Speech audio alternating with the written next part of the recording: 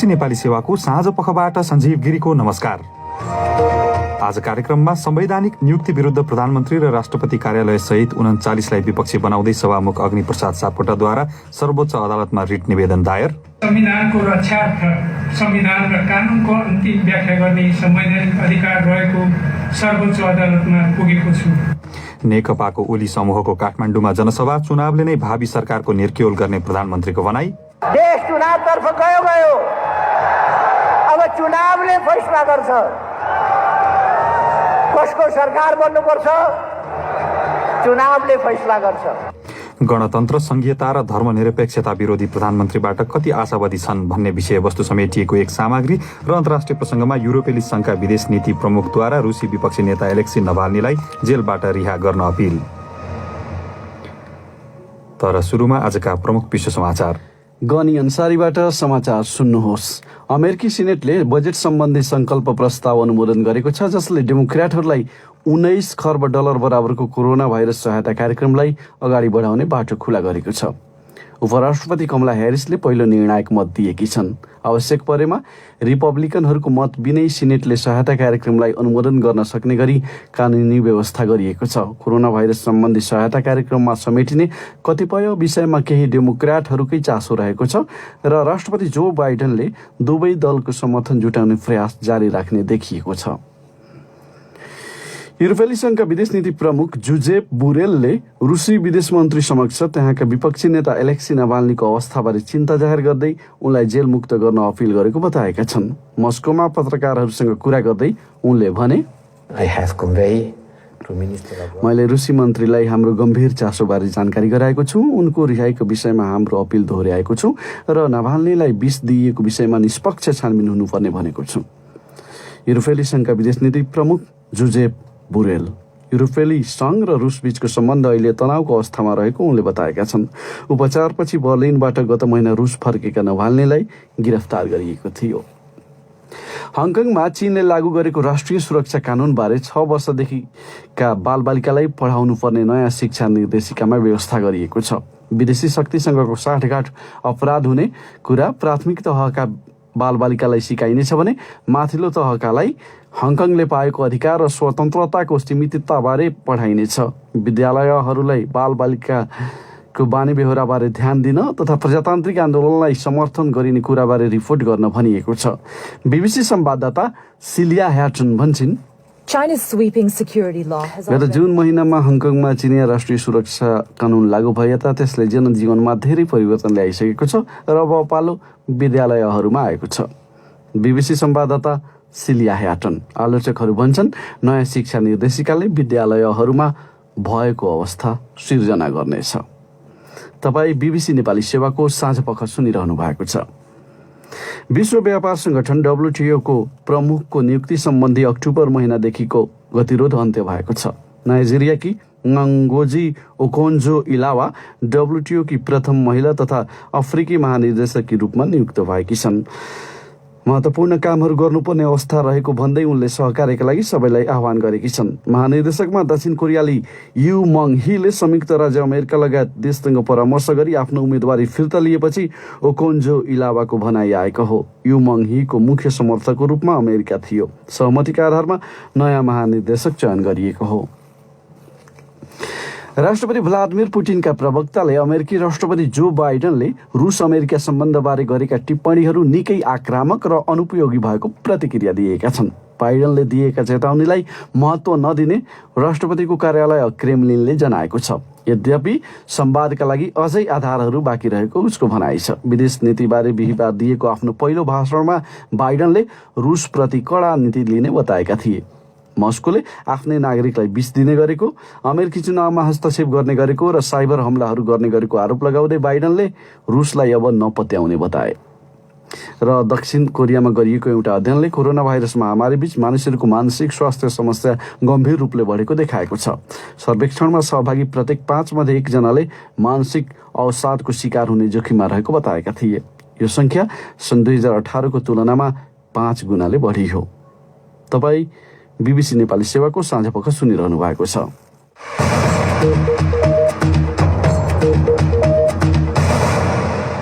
साँझपखमा पुनः स्वागत छ। सभामुख अग्निप्रसाद सापकोटाले हालै गरिएका संवैधानिक नियुक्तिहरू विरुद्ध प्रधानमन्त्री र राष्ट्रपति कार्यालय सहित 39लाई विपक्षी बनाएर सर्वोच्च अदालतमा आज रिट निवेदन दायर गरेका छन्। सर्वोच्च अदालतका अनुसार सभामुखले दायर गरेको रिटको पेशी आइतबार तोकिएको छ। थप चर्चा रमा पराजुलीबाट। सभामुख सापकोटाले शपथ लिएका 32 जना र प्रधानमन्त्री अनि राष्ट्रपतिको कार्यालय लगायत 39लाई विपक्षी बनाई रिट दायर गर्दै नियुक्ति बदर गर्न माग गरेका हुन्। रिट निवेदन दायर गरेपछि सभामुख सापकोटाले प्रेस सम्मेलन आयोजना गरेर सञ्चारकर्मीहरूसँग आफू सर्वोच्च अदालत पुग्नुको कारण खुलाउँदै भने, अनधिकृत रूपमा बैठक बसी पदाधिकारी सिफारिस गर्ने, प्रतिनिधि सभा विघटन गर्ने, संसदीय सुनाई बेगर संवैधानिक आयोगहरूमा पदाधिकारीको नियुक्ति गर्ने लगायत काम कारबाहीले संविधानमाथि एकपछि अर्को प्रहार भइरहेको छ। यस संविधानको रक्षार्थ संविधान र कानुनको अन्तिम व्याख्या गर्ने संवैधानिक अधिकार रहेको सर्वोच्च अदालतमा पुगेको छु। सरकारले करिब 1.5 महिना अघि अध्यादेश मार्फत नियम परिवर्तन गरेर 11वटा संवैधानिक निकायमा रिक्त रहेका पदमा अध्यक्ष र सदस्यहरू सिफारिस गरेको थियो। सरकारले संवैधानिक निकायका लागि गरेको सिफारिस संविधान विपरीत रहेको नागरिक समाजका कैयौंले पनि औँल्याउँदै आएका छन्। सिफारिस भएकाहरूको नियुक्ति अघि गर्नुपर्ने संसदीय सुनवाईका लागि सरकारबाट आएको पत्र सभामुख सापकोटाले गत आइतबार सरकारलाई फिर्ता पठाइदिएका थिए। सभामुखले पत्र पठाएको तेस्रो दिन संसदीय सुनवाईका लागि नियमानुसार छुट्याइएको 45 दिन पूरा भएको भन्दै सिफारिसमा परेका व्यक्तिहरूलाई राष्ट्रपति कार्यालयमा गत बुधबार शपथ खुवाइएको थियो। त्यसै दिन बीबीसीलाई अन्तर्वार्ता दिँदै सभामुख सापकोटाले सरकारले संवैधानिक निकायमा गरेको सिफारिस सच्याउनु पर्ने बताएका थिए। यसको कानुनी निरूपण गर्नुपर्छ, यो सोचाउनु पर्छ। नेपालको इतिहासमा कार्यपालिकाले गरेको कामको विरोधमा व्यवस्थापिकाले न्यायपालिका गुहारेको यो पहिलो पटक भएको जानकारहरू बताउँछन्। राज्यको एक अंग अर्को अंगका विरुद्ध अदालत जानुपर्ने अवस्थाप्रति संविधानविद विपिन अधिकारी भन्छन्, कार्यपालिका र व्यवस्थापिकाबीच स्पष्ट रूपमा प्रतिरोध देखा पर्न राज्यका रूपमा काम गर्नलाई गाह्रो भइरहेको परिस्थितितर्फ इङ्गित गर्दछ। सँगसँगै न्यायपालिकाले अब यति ठुला पदाधिकारीहरूको बिचमा भएको असमझदारीलाई न्यायिक प्रक्रियाबाट निरूपण गर्नुपर्ने अवस्था आउँछ। त्यसले निश्चित रूपमा एक किसिमको प्रेसर न्यायपालिकाले पनि अनुभव गर्ने अवस्था हुन सक्छ। सर्वोच्च अदालतको वेबसाइटमा उल्लेख भए अनुसार सभामुखको रिटका लागि आइतबार पेशी तोकिएको छ। अब कार्यपालिका र व्यवस्थापिका बीचको टकराव निरूपण गर्ने जिम्मेदारी न्यायपालिकामा पुगेको छ। तर ती संवैधानिक निकायमा नियुक्तिको सिफारिस प्रधान न्यायाधीशको समेत उपस्थितिमा गरिएका र राष्ट्रपति कार्यालयमा 5 संवैधानिक निकायका प्रमुखलाई प्रधान न्यायाधीश चोलेन्द्र शमशेर जबराले नै शपथ खुवाएकाले राज्यका 3वटै अंग मुछिएको यो मुद्दालाई धेरैले चासोका साथ हेरेका छन्। रमा पराजुली, बीबीसी काठमाडौँ। अर्को विषय, प्रधानमन्त्री केपी शर्मा ओलीले देश चुनावतर्फ गएको भन्दै अब चुनावले नै भावी सरकारको निर्क्योल गर्ने बताएका छन्। वैशाख 17 र 29 गते 2 चरणमा गर्ने भन्दै तय गरिएको निर्वाचन हुने नहुने विषयमा विभिन्न किसिमका अड्कलबाजी भइरहेका बेला ओलीले आज काठमाडौँमा आयोजना गरिएको सभालाई सम्बोधन गर्दै त्यस्तो बताएका हुन्। ओलीले आफूले नेतृत्व गरेको समूह नै मूल नेपाल कम्युनिस्ट पार्टी भएको दावी समेत गरेका छन्। एक रिपोर्ट। तोकिएको मितिभन्दा चुनाव एक दिन अघि वा पछि नसर्ने दावी गर्दै आएका प्रधानमन्त्री केपी शर्मा ओलीले आज काठमाडौँको दरबार मार्ग स्थित नारायण हिटी राजदरबार संग्रहालय अघि उभिँदै काम गर्नै नपाउने अवस्था आएपछि आफू जनता समक्ष ताजा जनादेशका लागि जानु परेको भनाई दोहोऱ्याए। सम्बोधनका क्रममा उनले जनता बीच जाने कि अस्थिरतातर्फ भन्दै आफ्ना समर्थक माझ मञ्चबाट प्रश्न गरेका थिए। अस्थिरता होइन, चुनाव चाहियो। जनता के भन्छ? जनता के भन्छ? देश चुनावतर्फ गयो। अब चुनावले फैसला गर्छ कसको सरकार बन्नुपर्छ। चुनावले फैसला गर्छ। ओलीले प्रचण्ड नेपाल पक्षले निर्वाचन आयोगलाई चुनावको तयारी नगर्न भनेको उल्लेख गर्दै उनकै शब्दमा निर्वाचन गराउँदा नभई केही मान्छे कुनामा बसेर षड्यन्त्र गरेर अरूका लागि काम गर्दा देश संकटमा पर्ने बताए। नेपाली जनता सचेत भएकाले कसैले पनि लोकतन्त्र खोज्न वा प्रतिगमन निम्त्याउन नसक्ने बताउँदै उनले भने, नेपाली जनताको चेतनाको स्तर यति माथि उठेको छ, यति सजगता नेपाली जनतामा आएको छ, अब कसैले पनि लोकतन्त्र खोज्न सक्दैन। नेपालमा लोकतन्त्र मासिन सक्दैन। लोकतन्त्रको भविष्य उज्जवल छ। 3 वर्षसम्म पूर्णता पाउन नसकेका संवैधानिक निकायहरूले पार्टीका केही नेताहरूले छाडेर गएपछि पूर्णता पाए पनि त्यसको विरोध गरिएको भन्दै ओलीले विमति जनाएका थिए। आयोग बनेकोमा कत्रो पीर, आयोग बनेको भोलिपल्ट नेपाल बन्द, कत्रो पीर। सभालाई सम्बोधन गर्ने क्रममा ओलीले सरकारलाई काम गर्न नदिइएको अवस्थामा प्रतिनिधि सभा विघटन गर्ने अधिकार प्रधानमन्त्रीसँग भएको दावी गरे। आफूले नेतृत्व गरेको समूह नै मूल नेपाल कम्युनिस्ट पार्टी भएको बताउँदै उनले इतिहासकै सबैभन्दा ठूलो जनसभा आयोजना गरिएको दावी गरे। उनले प्रचण्ड माधव नेपाल समूहको मांसाहारी आन्दोलन गर्ने उद्घोषप्रति कटाक्ष गर्दै अब नरभक्षी आन्दोलन हुन नसक्ने बताए। अब पालो श्रोता प्रतिक्रियाको। प्रस्तुत गर्दैछन् साथी गनी अन्सारी र रमा पराजुली।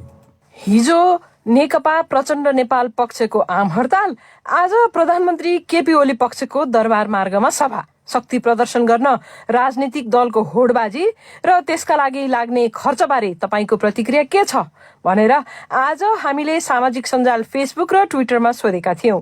प्राप्त जवाफमध्ये केहीलाई हामीले यहाँ समेटेका छौं। ट्विटरमा अन्जु काफले लेख्छिन्, भोक र चिसोले छटपटीमा रहेका जनतालाई सहयोग गरेको भए कति राम्रो हुन्थ्यो।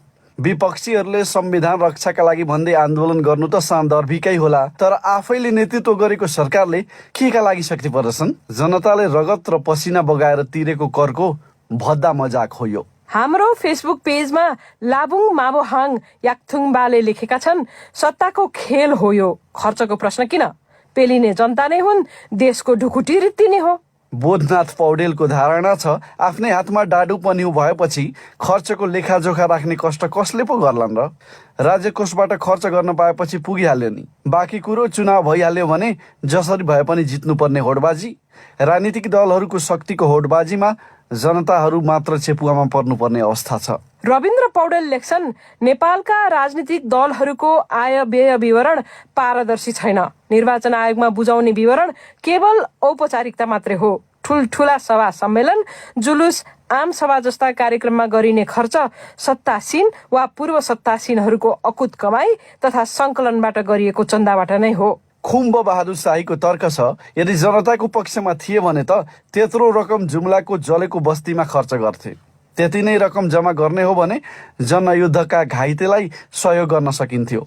मर्कामा परेका उखु किसानलाई हाम्रो तर्फबाट राहत भनेर दिन सक्थे। अति विपन्न परिवारलाई राहत वितरण गर्न सक्थे अथवा जनहितमा जुनसुकै काम गर्न सक्थे। तर कुर्सीका लागि भएकोले फजुल खर्च मात्र हो। विषय प्रधानमन्त्री ओली सम्बन्धी नै नेपालको संसदीय इतिहासमा ऐतिहासिक रूपमा सबल उपस्थिति देखाउन सक्ने गरी कम्युनिस्ट पार्टी निर्माणको अगुवाई गरेका प्रधानमन्त्री केपी शर्मा ओली र पुष्पकमल दाहाल प्रचण्ड अहिले दुई किनारामा पुगेका छन्। सडक संघर्षमा ओर्लिएका प्रचण्ड र उनी पक्षका नेताहरूले सत्तामा रहेका ओलीमाथि वर्तमान संविधानमा प्रमुख 3 विशेषताहरू गणतन्त्र, संघीयता र धर्मनिरपेक्षताकै विरोधमा गतिविधि गरेको आरोप लगाइरहेका छन्। थप चर्चा बीबीसी संवाददाता शरद केसीले तयार पारेको यो रिपोर्टमा। प्रधानमन्त्री केपी शर्मा ओलीले केही दिन अघि पशुपतिनाथको मन्दिर पूजा गर्नु र आफ्नो पार्टीको सभा गर्न तत्कालीन राजदरबार रहेको नारायणहिटी अगाडिको दरबार मार्ग रोज्नुलाई कतिपयले उनी फरक बाटोमा हिँड्न खोजेको संकेतको रूपमा अर्थ्याएको पाइन्छ। उनकै निकट मानिने नेत्री निरु पालले बारम्बार संघीयता खारेज गर्न प्रधानमन्त्रीलाई आग्रह गरिरहेकै छिन्।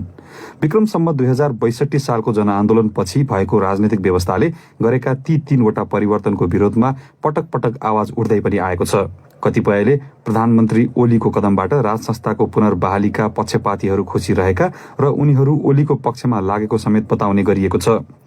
राष्ट्रिय प्रजातन्त्र पार्टी राप्रपाका एकजना अध्यक्ष प्रकाश चन्द्र लोहनीले नेकपाभित्रको विवाद सत्ताको लागि भएको बताउँदै त्यसैले दुवै पक्षले आफूमाथि पर्न समयअनुसार जे पनि भन्ने र गर्ने आरोप लगाए। तर भोलि प्रधानमन्त्री ओलीले अथवा प्रचण्डले भोलि गएर चाहिँ नेपालमा संवैधानिक राज संस्था नेपालको अहिलेको अवस्थामा हुनुपर्छ अथवा नेपालको पहिचान हिन्दू राष्ट्र हुनुपर्छ भनेर उहाँहरूले भन्नुभयो भने त्यसको हामी स्वागतै गर्छौँ। अनि केपी शर्मा ओली यो राजनीतिक खिचातानीका बीचमा त्यो बाटोमा अग्रसर होलान् भन्नेमा कतिको आशावादी हुनुहुन्छ यहाँहरू? केपी शर्मा ओलीले नेपाललाई अशान्ति र अराजकतातिर धकेल्नु भएको छ। हाम्रो सम्माननीय प्रधानमन्त्रीज्यूले संविधान नदिएको अधिकार प्रयोग गरेर यो संविधानलाई व्यावहारिक रूपमा धुजा पार्ने काम अहिले कसैले गरेको छ भने केपी शर्मा ओलीजीले गर्नुभयो र यो संविधानको विरोधी र संविधानलाई प्रावधानहरूलाई उपेक्षा गरेर अधिनायकवादी प्रवृत्ति उहाँले देखाउनु खोज्नु भएको छ। त्यही नै एउटा चिन्ताको विषय हो। त्यही त तपाईहरु त कम्तीमा खुसी हुनुपर्ने हो। अब संविधानले गणतन्त्र स्वीकार गरेको छ, संहिता स्वीकार गरेको छ, धर्मनिरपेक्षता स्वीकार गरेको छ। त्यस्तो खालको संविधान तहस नहस पार्दाखेरि तपाईहरु खुसी हुनुपर्ने होइन भने?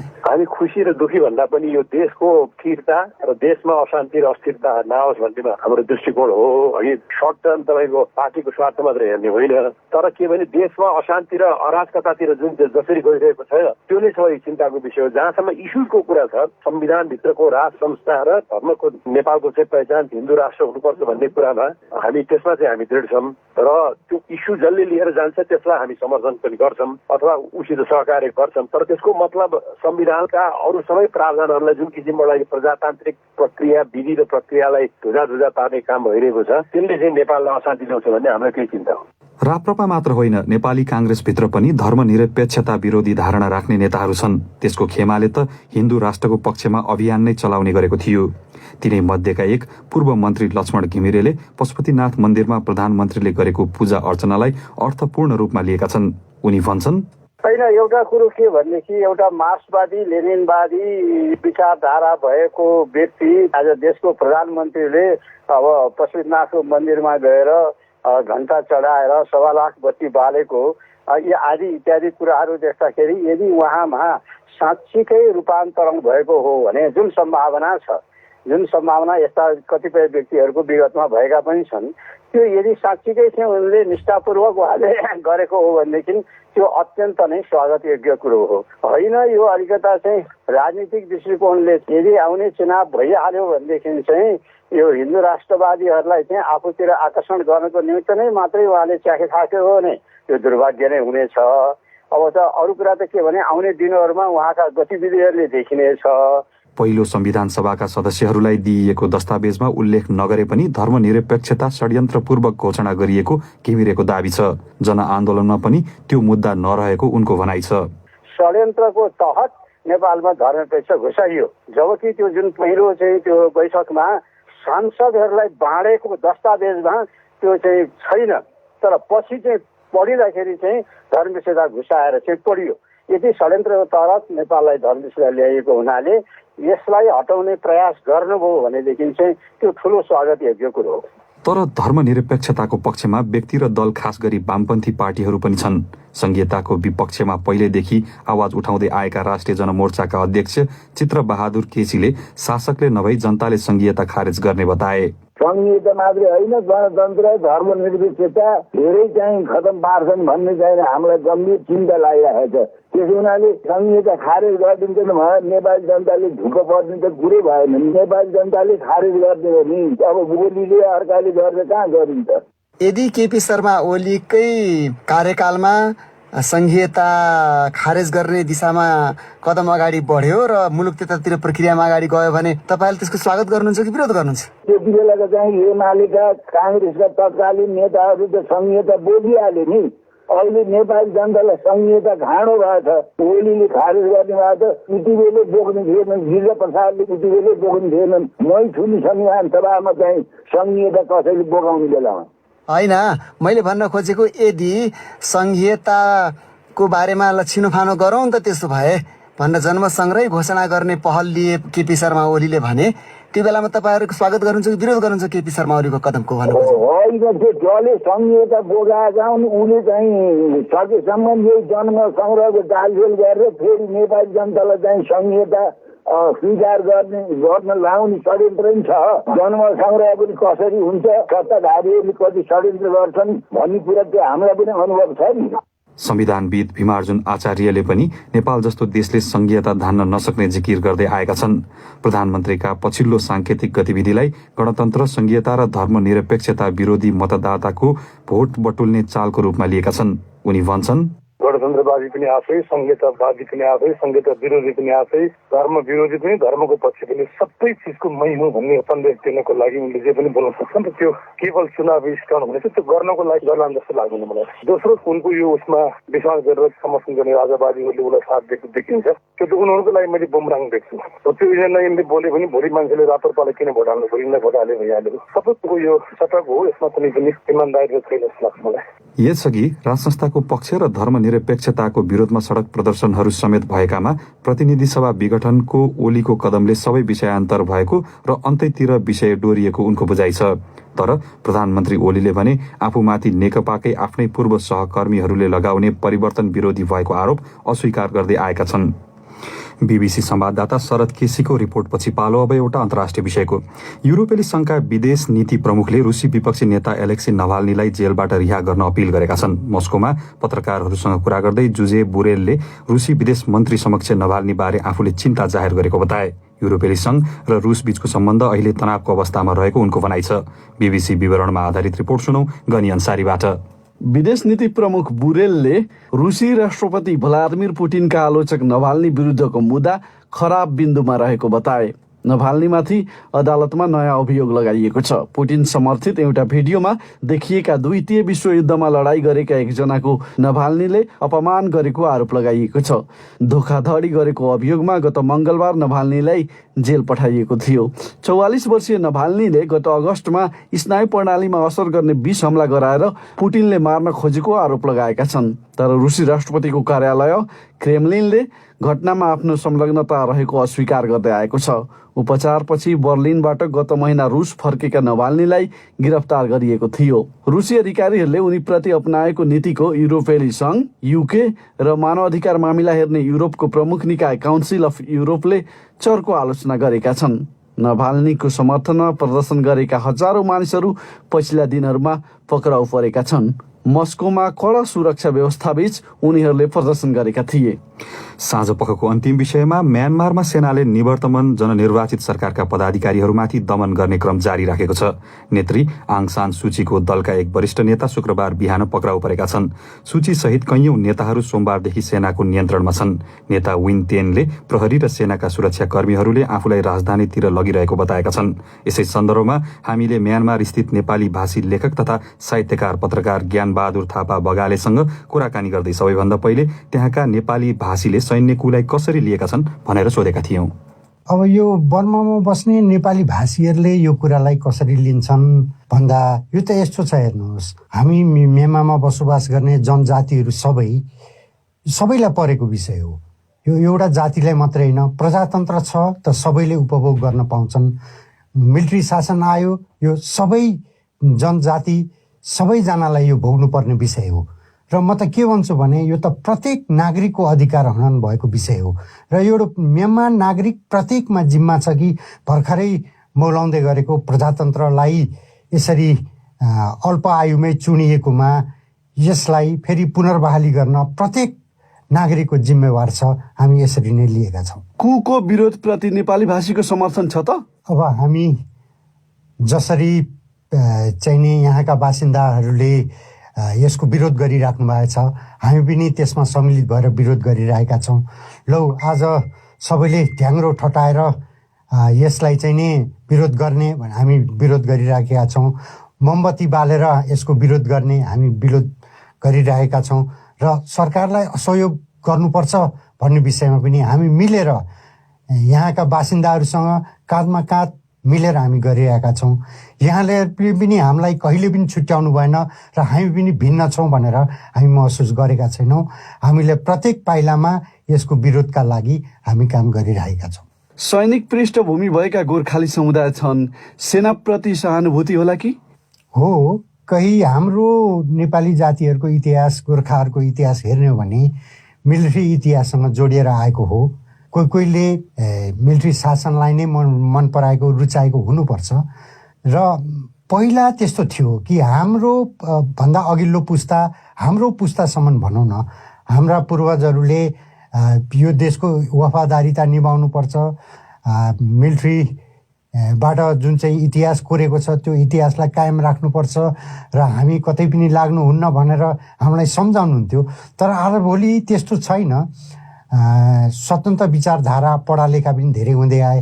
पहिला गाउँको बसोबासो थियो, त्यो कुरा पनि हुनसक्छ र अहिलेका युवाहरूमा त्यस्तो छैन। अहिलेका युवाहरू पढालेखा छन्, दूरदर्शी छन् र कुन बेला कसरी गर्नुपर्ने हो, के चाहिँ गर्नुपर्ने हो, आफ्नो जिम्मेवारीलाई बुझेका छन्।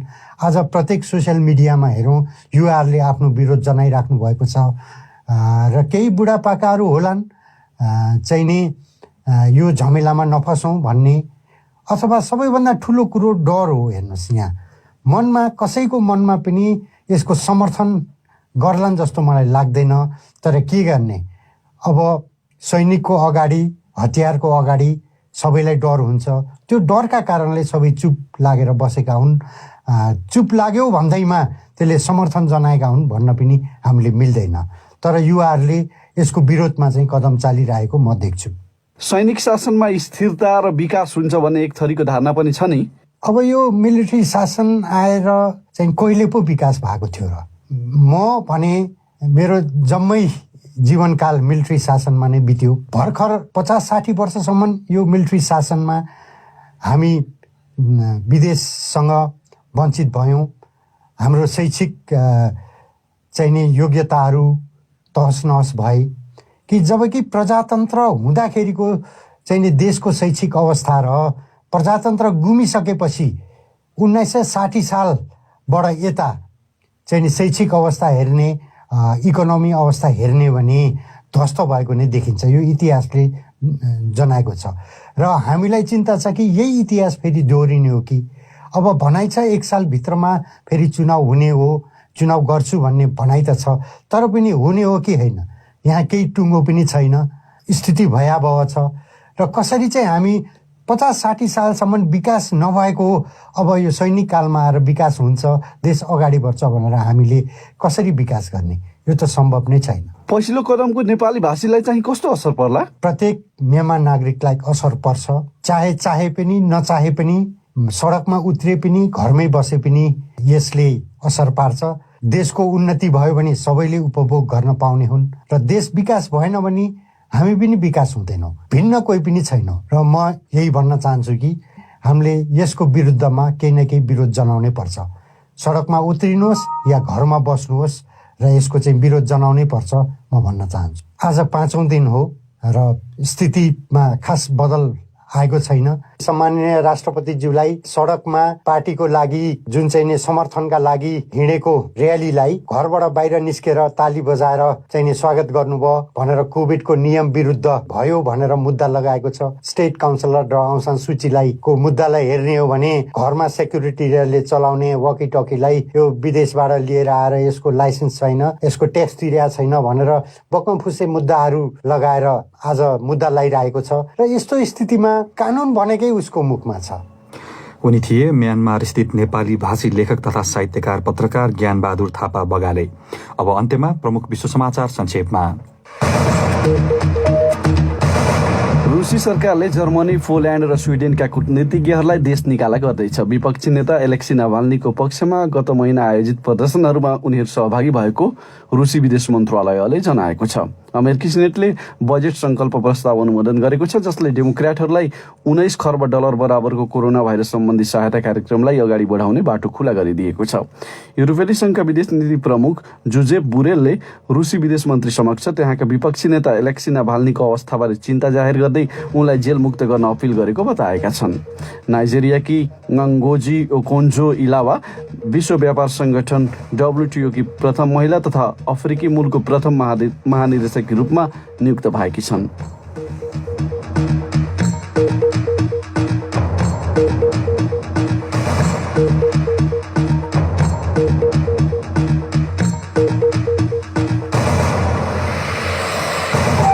यसका साथै बीबीसी नेपाली सेवाको साँझ पख यही सकिन्छ। सोमबार बिहान 7:15 बजेसम्मका लागि हामी सबैलाई बिदा दिनुहोस्। नमस्कार।